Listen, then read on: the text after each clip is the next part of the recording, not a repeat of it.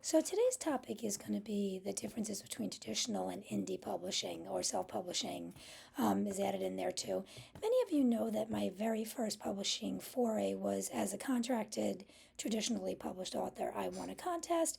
The publisher liked the book. They decided to print it, and I got a 5-book deal out of it. That was my first series, and it was with the Wild Rose Press, which is a mid-level, very highly respected independent publishing house.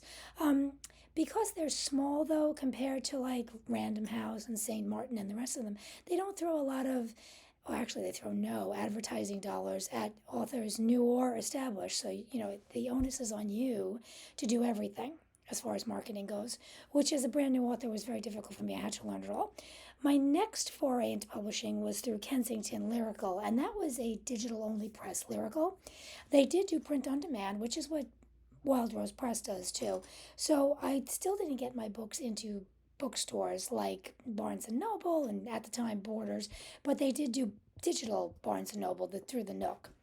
Third one was Limitless, and we all know how that started out. I had a 5-book deal that they only published the first book because I didn't sell very many books of those because I still was learning my name.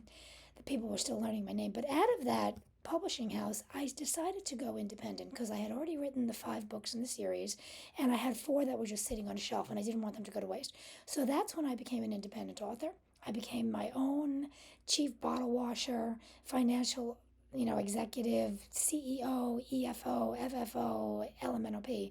I became everything.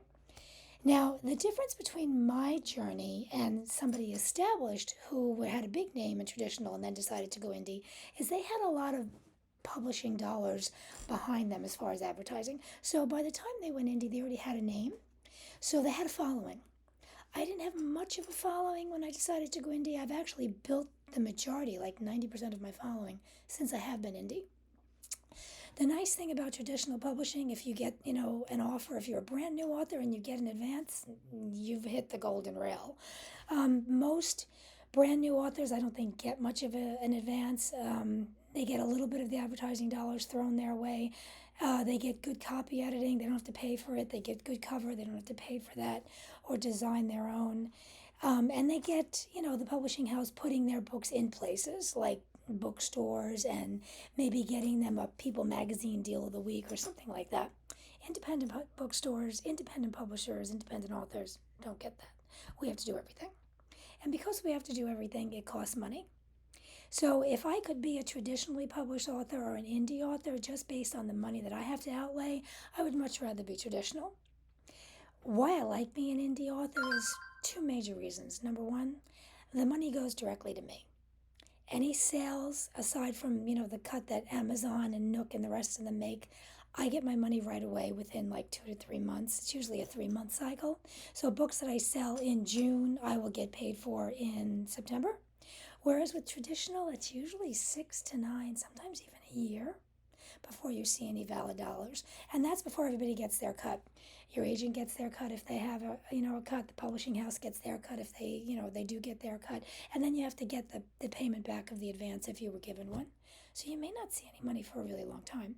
With indie publishing, the money's mine pretty fast, which is nice.